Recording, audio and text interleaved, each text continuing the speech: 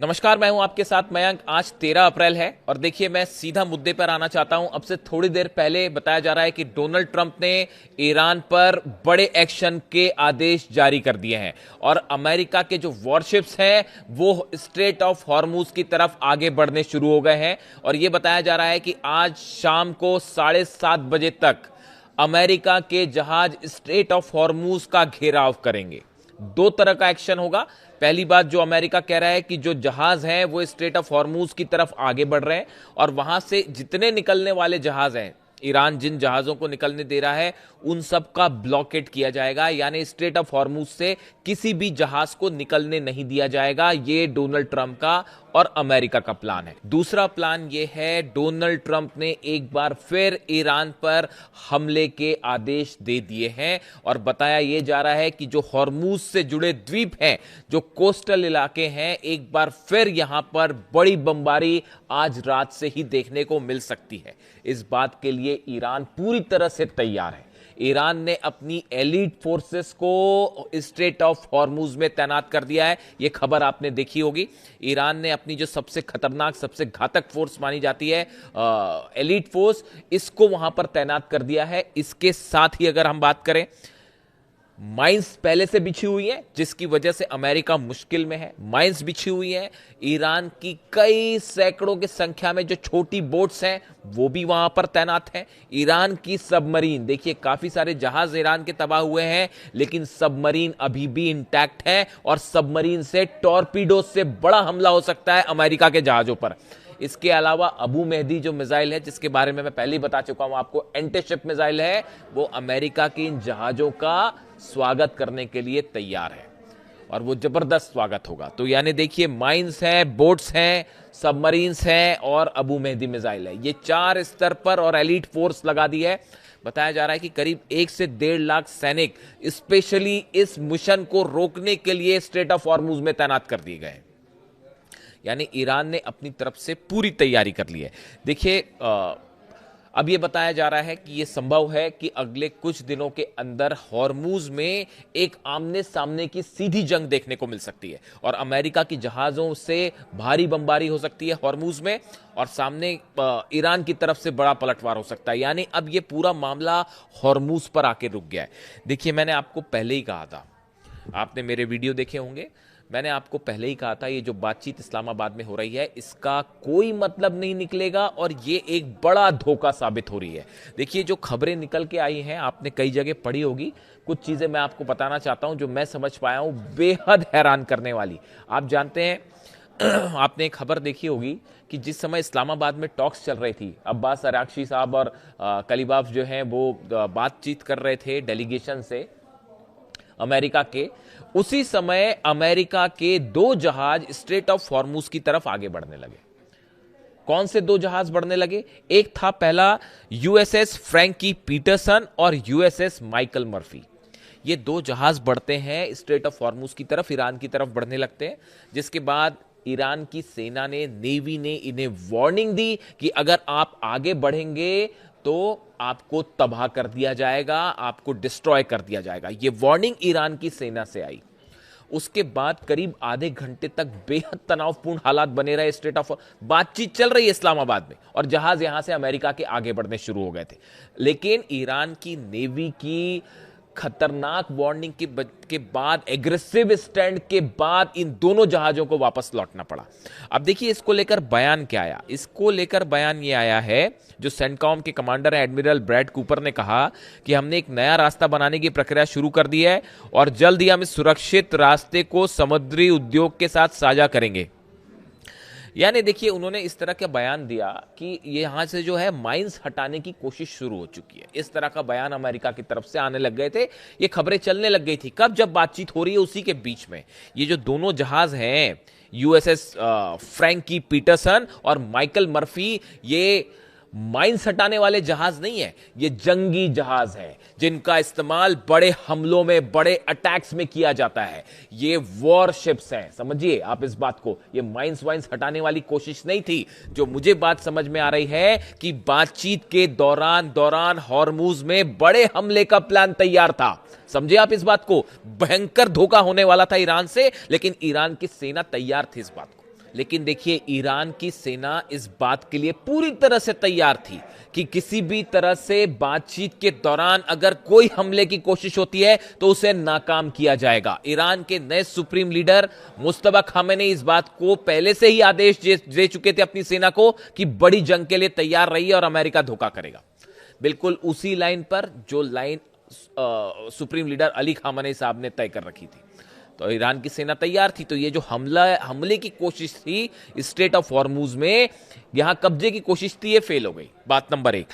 बात नंबर 2, जो बेहद हैरान करने वाली खबरें सामने आई हैं, मतलब इससे ज्यादा आश्चर्यजनक बात कोई नहीं हो सकती। इस तरह की भी खबरें आई कि अगर बातचीत फेल हो जाती है तो ईरान का जो डेलीगेशन आया था उनको बंधक बना लिया जाए या उन पर हमला कर दिया जाए। इस तरह की खबरें अचानक वायरल हुई और यह मामला इतना गंभीर हो गया था कि ईरान के विदेश मंत्रालय के प्रवक्ता जो है इस्माइल बघाई साहब, उनको जो है स्टेटमेंट देना पड़ा इसको लेकर।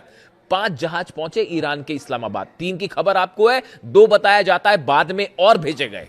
ईरान इस बात के लिए तैयार था कि हो सकता है हमारे डेलीगेशन पर हमला हो सकता है, अब्बास अराक्ची साहब को खतरा हो सकता है। ईरान ने फटाफट अपने प्लेन भेजे। यानी आप देखिए कितने बड़े इस पूरे बातचीत के पीछे ऐसी ऐसी चीजें हो रही थी जो कोई सोच नहीं सकता। इन हालात में कैसे बातचीत हो सकती है और कैसे समझौता हो सकता है, आप खुद सोचिए। इसीलिए मैं पहले दिन से कह रहा था, मेरे बड़े सारे मित्र जो हैं उन्होंने इस तरह की बात कही कि हो सकता है कि समझौता हो जाए या कोई बड़ा अचीवमेंट हो जाए। कुछ नहीं होने वाला, यह पहले से तय था। देखिए खबरें इस तरह की भी आई कि अमेरिका संपत्ति जो है वो रिलीज कर देगा। अंततः क्या हुआ, वो बात गलत साबित हो गई। तो जब भी ईरान की बात होए अमेरिका से या इजराइल से किसी तरह की कोई खबर आए तो आपको इंतजार करना पड़ेगा, क्योंकि जो सच्चाई है वो कुछ समय बाद निकल के आती है। ये दोनों घटनाएं बता रही हैं, ये दोनों वॉरशिप्स का आगे बढ़ना, पीटरसन का और माइकल मर्फी का, ये हमले के लिए आगे बढ़े थे। ये माइंस माइंस निकालने वाले शिप्स नहीं थे। और माइंस निकालने का जहां तक सवाल है, जो समुद्र में बारूदी सुरंगें बिछी हुई हैं हॉर्मुज में, अगर उनको निकालने की कोशिश आज शुरू की जाएगी उसमें महीनों लग जाएंगे। और किसी तरह का ग्राउंड ऑपरेशन अमेरिका करता है तो बताया जा रहा है कि हॉर्मुज में अगर आपको कब्जा करना है उसके लिए अमेरिका को 2 लाख सैनिकों की जरूरत पड़ेगी और 1.5-2 साल तक ये ऑपरेशन जंग चल सकती है और उसमें पता नहीं कितने हजारों सैनिक अमेरिका के मारे जाएंगे। उसके बाद भी कहीं ऐसा ना हो कि ईरान भारी पड़ जाए और हरा दे। यानी जो एक्सपर्ट्स बता रहे हैं ये हॉर्मुज को कैप्चर करने वाला प्लान है, ये बहुत ही मुश्किल है। अब जो डोनाल्ड ट्रंप चाह रहे हैं कि अपने वॉरशिप्स भेज दें, वहां पर ब्लॉकेड कर दें, ये बड़ी हैरान करने वाली बात है। ईरान ने भी उसको ब्लॉक कर रखा है, अब ये भी उसको ब्लॉक करेंगे। यानी पूरी दुनिया में जो ऑयल क्राइसिस है वो और बढ़ने जा रहा है अमेरिका के राष्ट्रपति के इस फैसले के बाद कि वहां पे ब्लॉकेड किया जाए। बेहद ही स्थिति ऐसी बन जाएगी कि अब क्या ही बताया जाए। अब देखिए इसके अलावा जो है 2 खबरें और हैं। एक अहम खबर यह है कि ईरान के जो प्रेसिडेंट हैं पेजेश्कियान साहब, उन्होंने व्लादिमीर पुतिन से बात की है फोन पर और उसके बाद पुतिन ने इस तरह के इंडिकेशन दिए हैं कि हम मध्यस्थता भी कर सकते हैं इस मामले को सुलझाने में। यानी अब रूस की एक नई एंट्री दिखाई दे रही है जो कि अमेरिका के मुकाबले साधारण तौर पे अगर दोनों पक्ष इस बात को स्वीकार करते हैं तो अब देखिए वर्ल्ड ऑर्डर शायद चेंज होना इसी को कहते हैं कि अब जो है रूस की अहमियत, कि अमेरिका तो वॉर नहीं रोक पा रहा, अब रूस कोशिश करके देख सकता है। चीन के हथियारों वाली खबर आपको पता ही है, जिसमें डोनाल्ड ट्रंप तिलमिलाए हुए हैं कि कहीं चीन के हथियार आ जाए, मिसाइल्स आ जाए और एंटी डिफेंस सिस्टम आ जाए, मिसाइल डिफेंस सिस्टम आ जाए, एयरक्राफ्ट डिफेंस सिस्टम आ जाए तो फिर क्या होगा। यानी चीन और रूस दोनों की भूमिका मिडिल ईस्ट में पहले के मुकाबले कहीं ज्यादा अहम होने जा रही है। इसके अलावा नेटो की भी एंट्री है। नेटो अमेरिका की तरफ से और इजराइल की तरफ से, दोनों की तरफ से कोशिश हो रही है कि किसी तरह से नेटो को इस मामले में शामिल किया जाए, क्योंकि अकेले तो कुछ नहीं कर पा रहे। अमेरिका और इजराइल मिलकर तो कुछ नहीं कर पा रहे और अरब देश जो है वो, हालांकि यूएई की तरफ से इस तरह की खबरें हैं कि जो खार्ग आइलैंड पर आखिरी चंद दिनों में जो हमले हुए उसमें जो फाइटर जेट्स देखे गए उसमें कुछ फाइटर जेट वो हो सकते हैं जो यूएई के पास हैं। इस तरह की भी खबरें हैं। कंफर्मेशन होगा तो मैं बताऊंगा आपको इस बात को लेके, अगर ईरान कुछ कहता है तो देखिए खबरें बड़ी सारी हैं। अब इसमें हालात ये हैं कि आज रात 7:30 बजे के बाद से आज की रात एक बार फिर बड़ा हमला हो सकता है, हॉर्मूज पर नजरें बनाए रखने की जरूरत है, इस तरह की खबरें सामने हैं। देखिए, इसके अलावा मैं एक मुद्दे पर और आपसे बात करना चाहता हूं।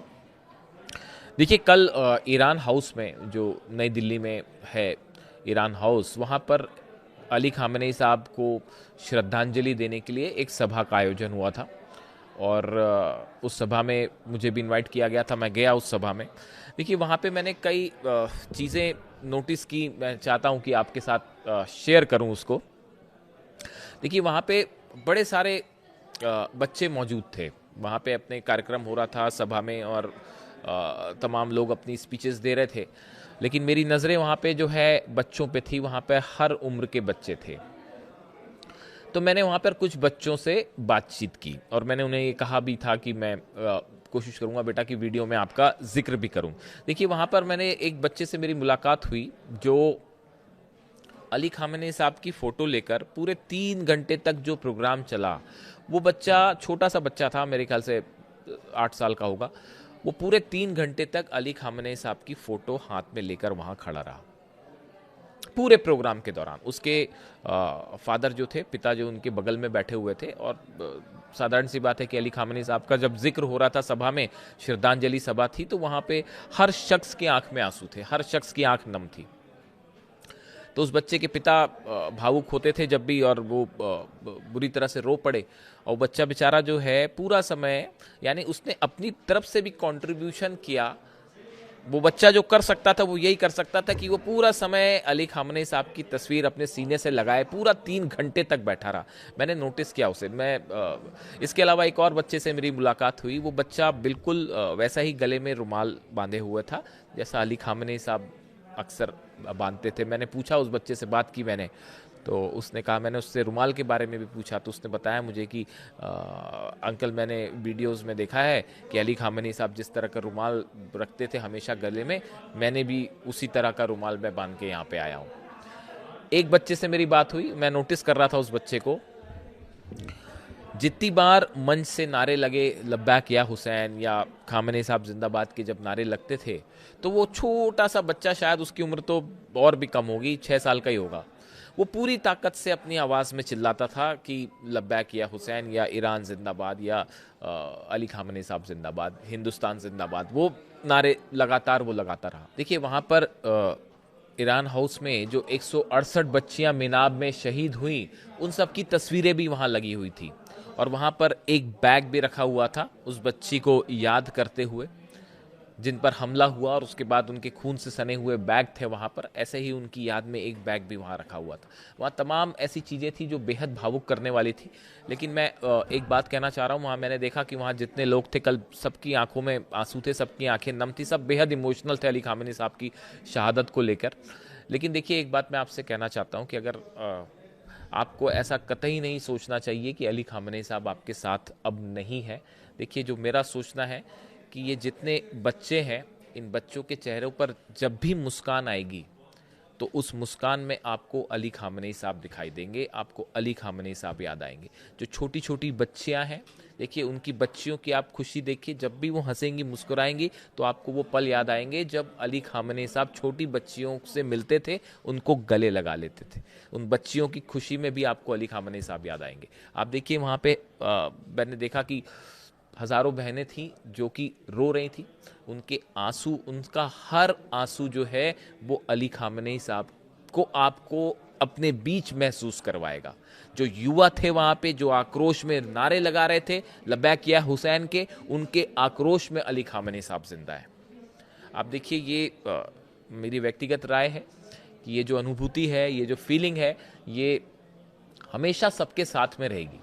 चाहे बच्चे हों, चाहे युवा हों, चाहे बुजुर्ग हों, चाहे महिलाएं हों, ये सब कभी जो है उनको कभी नहीं भूल पाएंगी। और उनकी इस हंसी में, उनके इस आंसू में, उनके इस आक्रोश में, सब में अली खामेनी साहब हमेशा हम सबके साथ मौजूद रहेंगे। तो आप ऐसा कतई ना सोचें कि वो अब आपके बीच नहीं है।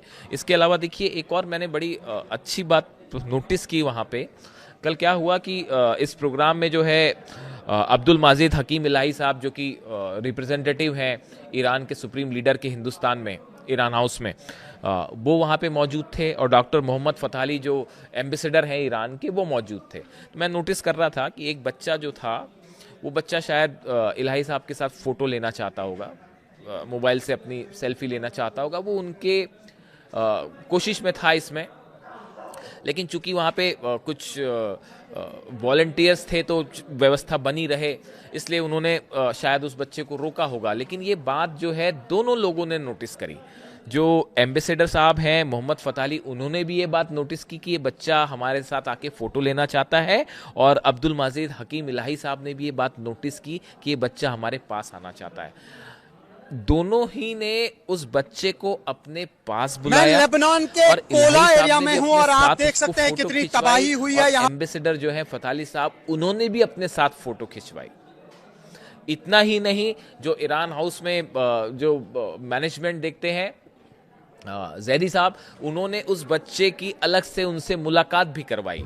यानी आप देखिए, ये जो पल था, मैं देख रहा था, मैं नोटिस कर रहा था इस बात को, ये बिल्कुल वैसा ही था जैसे खामनेई साहब जब ईरान में कोई बच्चा उनके करीब आना चाहता, आप देखा होगा आपने, तो वो किसी भी बच्चे को कभी बुला के अपना रुमाल दे देते, किसी को अंगूठी दे देते। वही कल्चर, वही संस्कृति, वही वैल्यूज का आज पालन हिंदुस्तान में भी हो रहा है। और ये जो एम्बेसडर हैं, आप उनकी बात करें या इलाही साहब हैं उनकी बात करें, या उस सभा में मौजूद हर शख्स जो है, वो किसी ना किसी रूप में अली खामनेई साहब की विरासत को आगे बढ़ा रहा था, अपने अपने रूप में, और आगे बढ़ा रहा है।